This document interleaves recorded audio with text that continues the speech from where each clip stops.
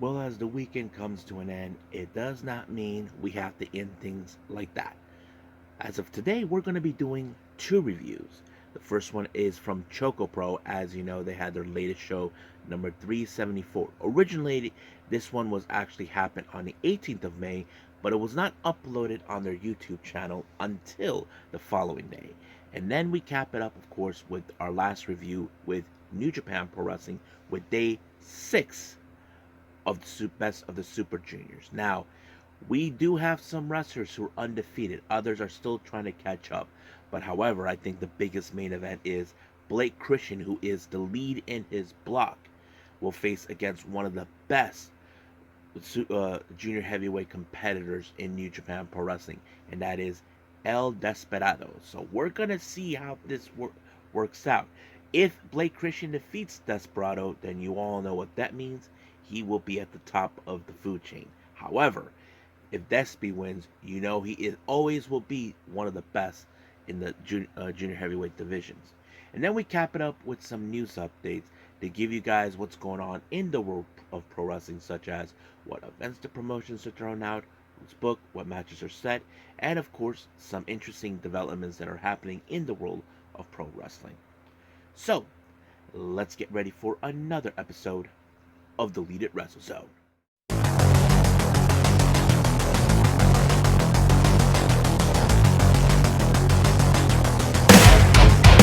Are you ready? Get up, get up! Get up, get up! Get up, get up! Get up, get up! Get up, get up! Get up, get up! Welcome everybody to the Lead It Wrestle Zone, all things that is pro wrestling with AEW, NXT, New Japan Pro Wrestling, TNA, National Wrestling Alliance, various promotions, wrestlers, matches, and championships. I am your host, Xia here. So, if you are new to the channel, welcome.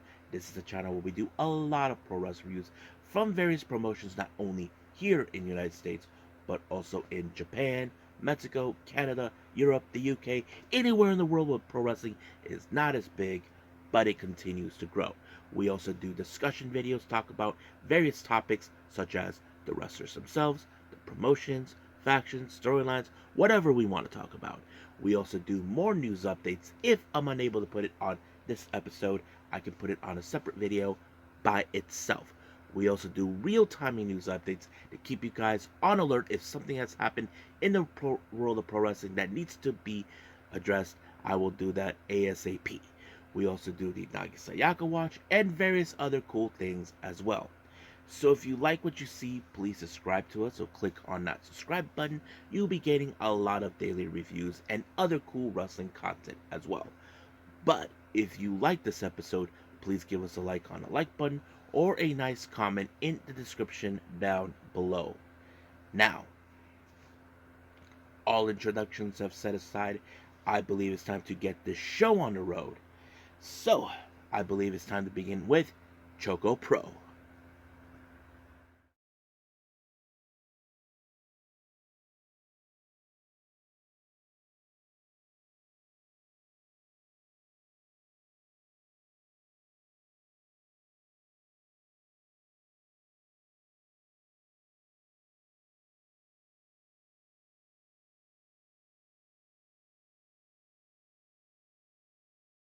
Okay, Choco Pro number 374. As I said before, this happened on the 18th of May, but it was not later broadcast on their YouTube channel the following day. Now, opening the show was Chiko Shikawa, as she normally did in the past. However, in recent time, we have seen the Best Bros do it. But the only reason the Best Bros are not opening the show, giving the fans the info on what's going on the card, was the fact is that they are going to be participating in the first match. Well, the first match unofficially is the exhibition match, but you know what I mean. But anyway, we start out with, of course, an exhibition match. Once again, we have Hiroyi, who will be, of course, facing this time against Sayaka. Now, we have seen her face against May. We have seen her face various other wrestlers in her exhibition, but it's only a matter of time until she has her first official match in Gato Move. which is something we normally see with wrestlers who are trained at the Darajo Project Dojo, if you guys know what I mean. But however, unfortunately, like any other match with the rookies, Hiroya did not win. It was Sayaka who did it as well. Now, our first official match, we have, of course, Masahiro Takanashi teaming up with a very weird wrestler. I don't know who the hell this guy is. He says he calls himself uh, Tapuri something man or something like that. I don't know. But yes, and they face against the Best Bros. Now, this Tapuri, I don't know much about him. I don't know who he is, but it seems like they know, like, got the ChocoPro got to move guys know him too well, but don't know much about this guy. But however, of course, there was. I mean, the thing is, we've seen Masahiro had plenty of tag partners over the years, but however, this was a very different one. I didn't know how this was going to work, but I had that distinct feeling that this match was going to fall in favor to the Best Bros because I don't think Tapori is one of those wrestlers that they should be concerned about.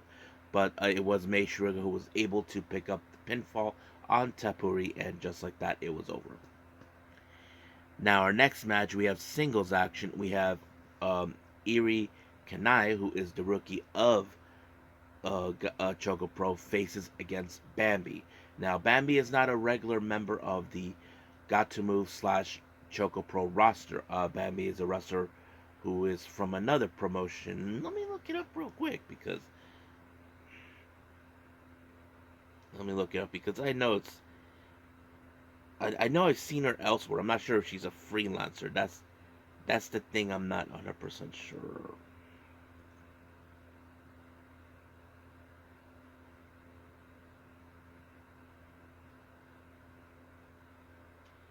Yes, she is a freelancer. So basically, she probably appeared in many promotions, especially the independent ones. But of course, like any other match we've seen with Iri Kanai, she is.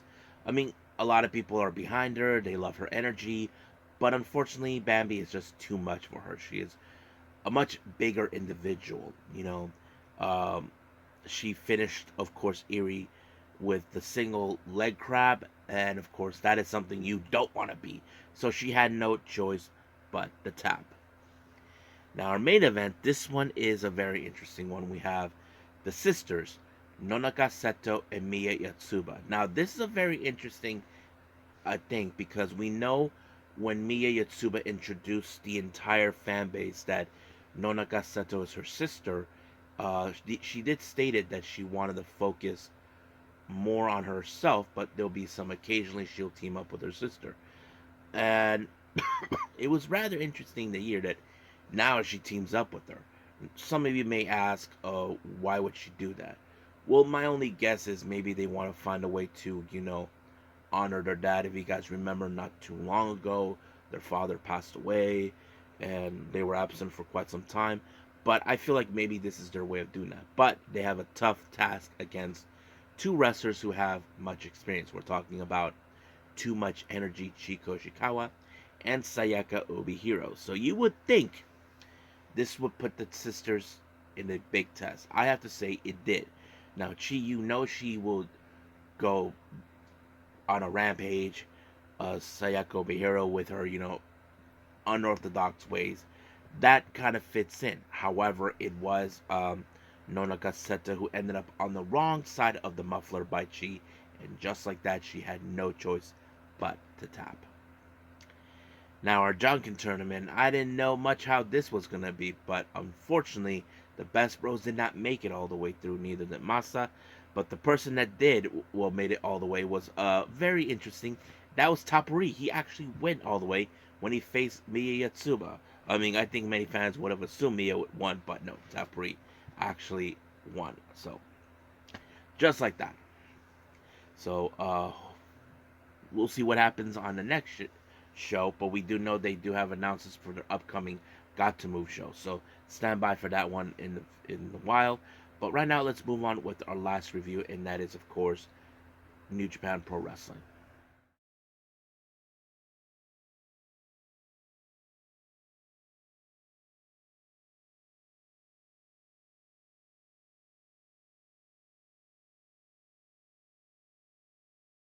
Okay, day 6 of New Japan's Pro Wrestling's Best of the Super Juniors. Now, as you all know how this system works, you know how this is going to be. Now, those who probably are new to the channel don't know what exactly how this works. Let me explain. This is not your single elimination tournament. This is a tournament where you win by points. If you win a match, you get 2 points. However, if you lose a match, you basically get 0 points. However, in the case of a time limit draw, each competitor will get 1. Now, so far, we haven't seen no time limit draws in this tournament.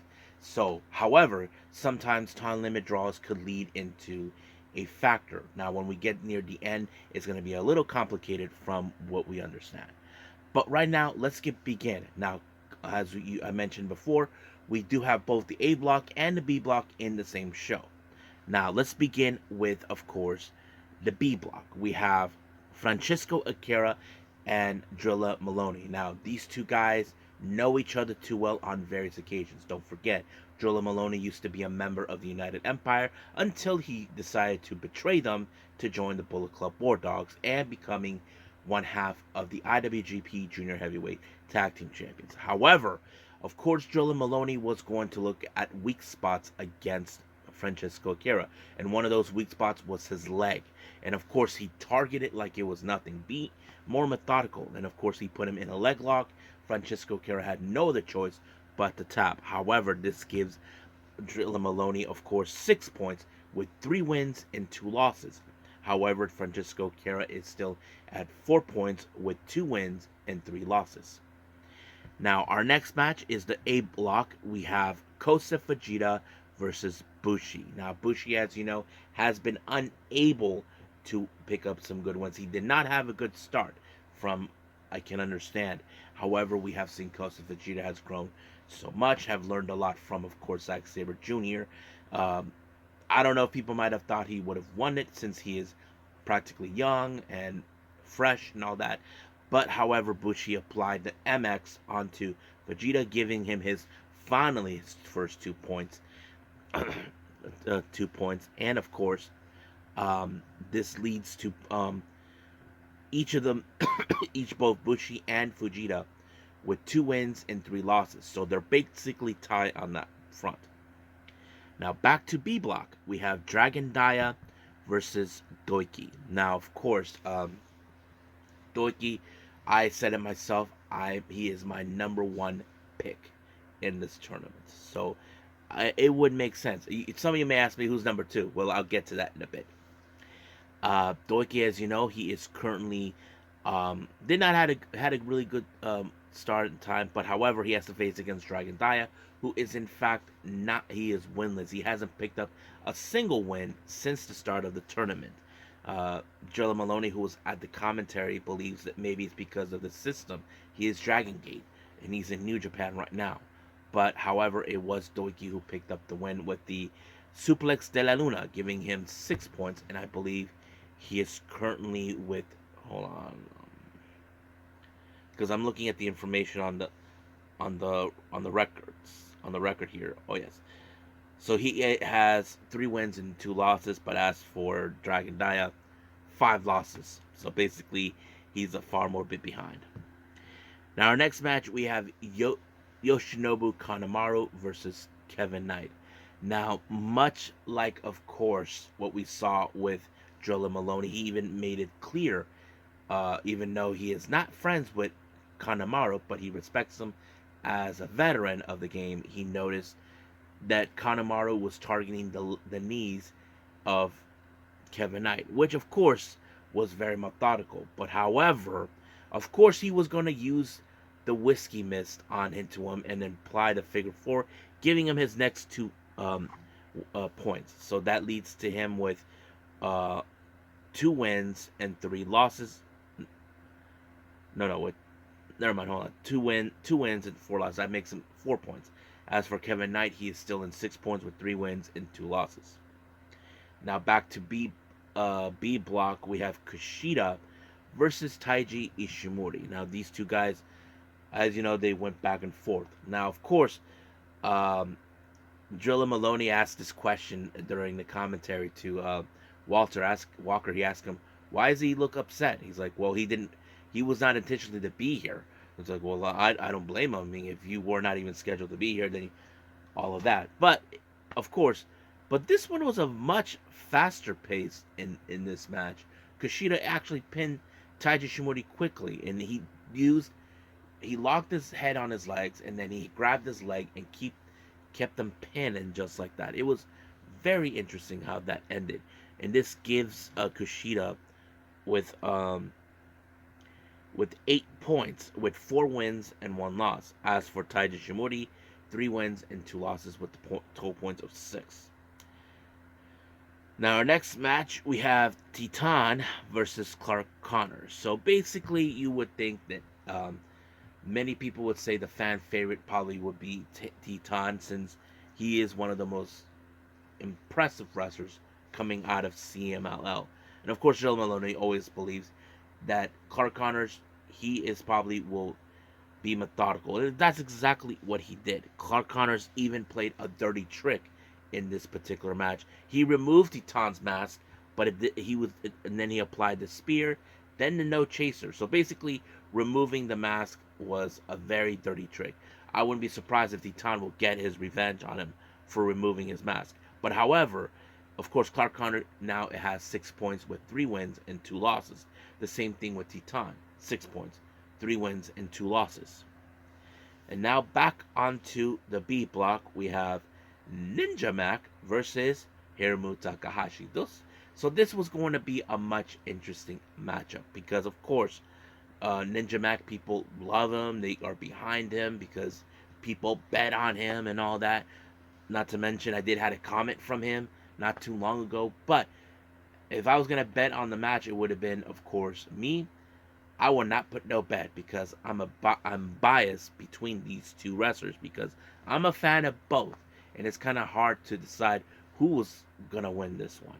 But I let how this match was going to go. Now, you cannot deny the abilities of Ninja Mac. You cannot deny Hiromu, who is one of the best junior heavyweight competitors. But however, it was Hiromu with the Time Bomb 2 that put away Ninja Mac, giving him his next 2 points with 3 wins and 2 losses. As for Ninja Mac, well, he is currently in 4 points with 2 wins and 3 losses. So that's pretty much how it goes right there. Now we jump in with, of course, Block A. We have Hayata versus TJP. Now, TJP at the start, he did not have a good start at all during this tournament. I mean, he was basically winless in this tournament. But Hayata, we can agree that, yes, he is good. He can also play dirty tricks if he wanted to. But the real question is, can TJP get himself out of this one? Because as the captain steering the ship of United Empire, he is putting himself in a very, not precarious decision, but more of how do I put this in terms, leading by example, where he cannot pick up a win. And it took a long time. Now, you would think that TJP, with whatever he had in his playbook, would have been effective, but somehow it was not effective. But sometimes it's the unexpected way to end this. He applied an inside cradle, and just like that, it was over. Now, of course, TJP gets his 2 points, so that means he has 1 win and 4 losses. And as for Hayata, well, he has 4 points, 2 wins, and 3 losses. So we're still good for now, but we'll see how that'll win. Because from my understanding, it said if TJP did not win this match, he will be officially out. Well, they will continue, but he's not going to be able to advance. But we'll see. Now, our next match, we have Robbie Eagles and Show. Now, these two guys are no strangers with each other. Don't forget, both of these guys used to be members of Chaos. But Show decided to play a little very interesting tactic. Now, Show, who thinks he's the good guy, he decided to try antagonize Kosa Fujita. He wants to find a way. Hey, sorry, pal, get out of here. You're a threat here. Well, it did not work. But, however, Effin Yujiro had to show up, try to do better. But However, Christopher Vegeta did try to fight. So did Robbie Eagles. But however, it was Robbie Eagles with the kick to the face into Sho, and just like that. And this time, Sho failed miserably. This is the second time that Yujiro has failed to help Sho. I mean, if I was Sho, tell Yujiro, get out of here, man. Send me someone else. So I would have, maybe he would have asked Ren Narita be by his side. It would have been reliable, but no, it did not. But thank God it did not. But however, Robbie Eagles did walk away with 6 points, with 3 wins and 2 losses. As for Sho, well, he is going to end up with he is currently ending up with 4 points, with 2 wins and 3 losses. I just hope he does not make it all the way through. Now, our main event, B block, A block action, and this is the main event. Blake Christian versus El Desperado. Now, Blake Christian is currently in the lead, but at the same time, undefeated. So the question is, can El Desperado break his undefeated streak, or will Blake Christian defeat El Desperado and declare himself as the top of the food chain in the junior heavyweight division? That is something you could say. Beating El Desperado would mean that he will be in the conversation for an opportunity of the IWGP junior heavyweight title. But however, of course, Despy was more concerned about his arm. He was like hurting himself. I mean, they were going all the way. This match was so intensified, but finally, Despy applied 2 Pinchy Locos to put him away and give him breaking his undefeated streak. So this is Blake Christian's first loss. He ends with only 4 wins and 1 loss. As for Despy, since gaining these 2 points, he is currently with 3 wins and 2 losses. Now, in the post-match comments, Blake Christian said that he respects Despy even though they're not friends. But he would like to have another opportunity of them. So we'll see how that rolls up. So I think that's pretty much it. Now, we do have more of information regarding Francesco Akira. That will be in our news update. So we'll get to that. I think we should do that right now.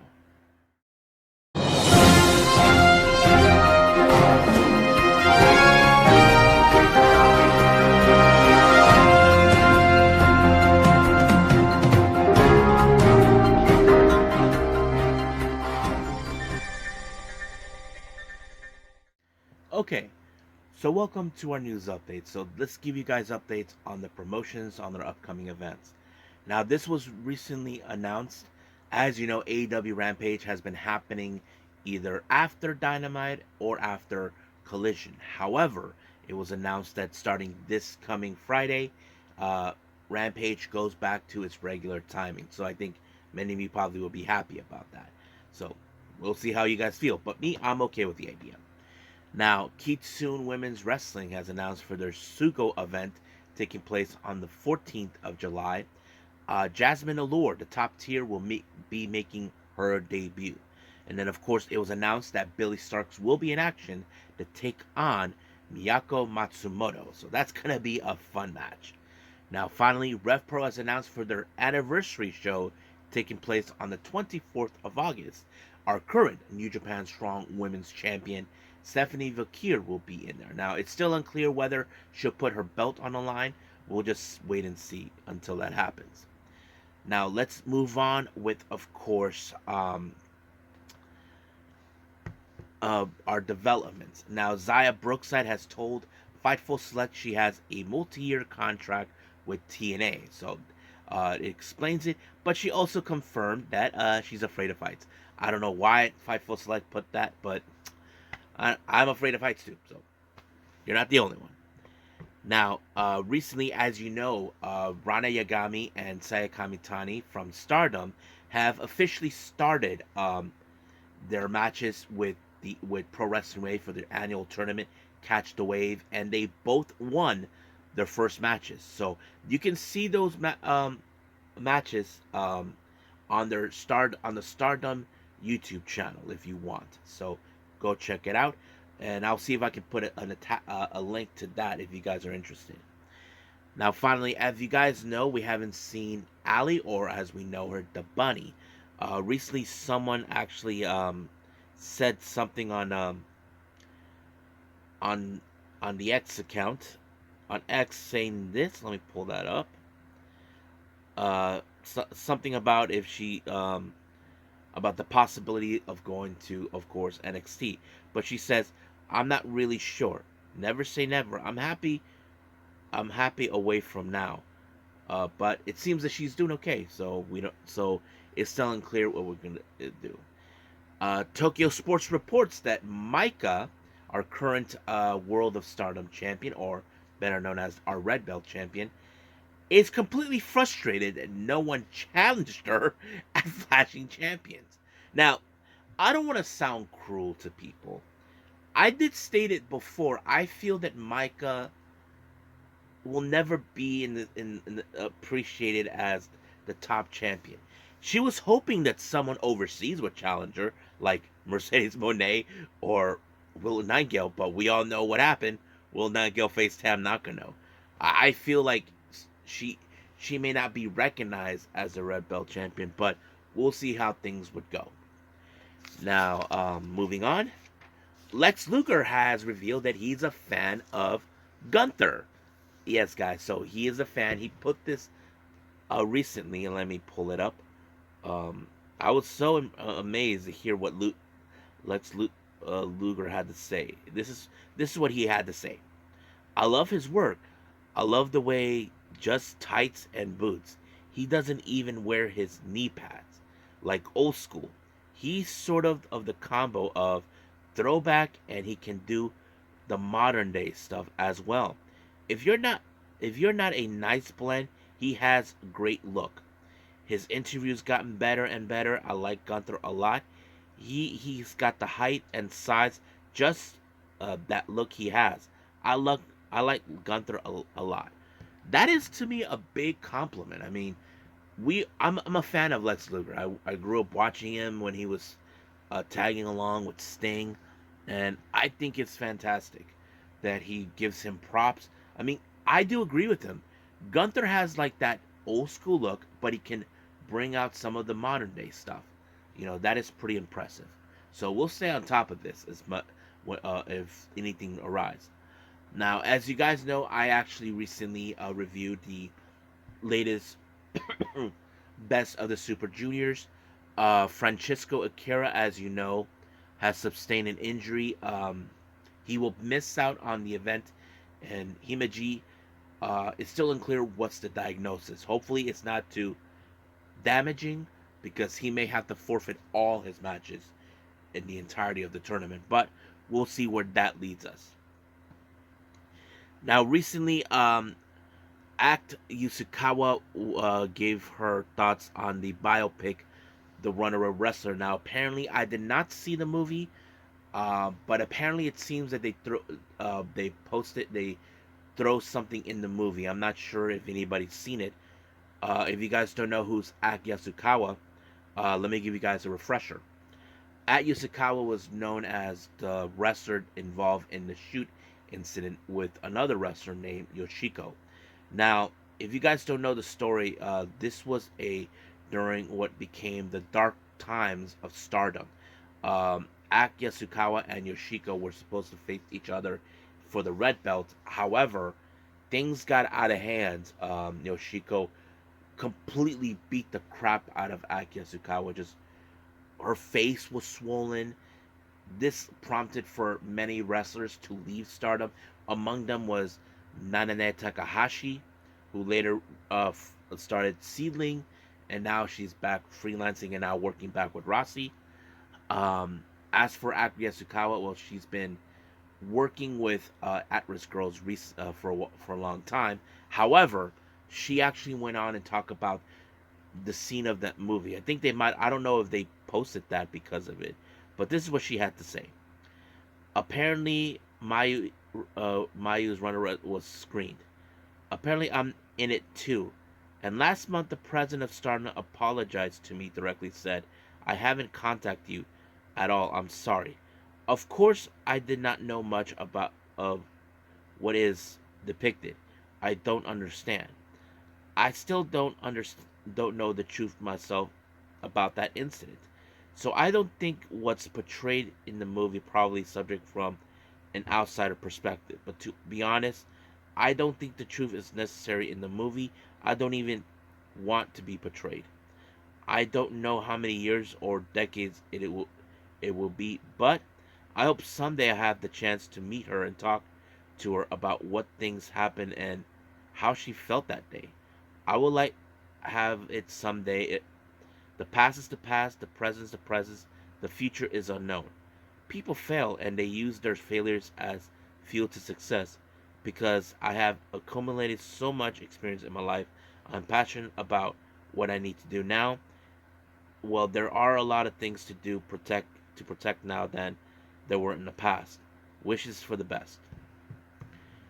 So I guess she's still shooken up after what happened all those years ago.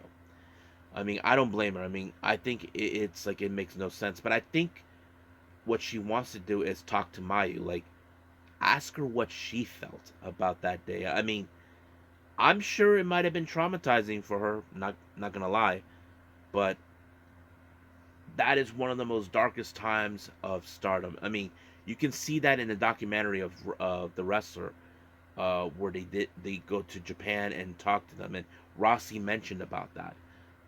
But yeah, so of course, but I am happy for Act Yasukawa that she's doing okay. She recently was supposed to be here in in the U.S. during WrestleMania time, but unfortunately, it did not happen because it prompted to the situation of course, the six at-risk girls leaving and all that. But yeah, hopefully we get to see her. I would like to meet her.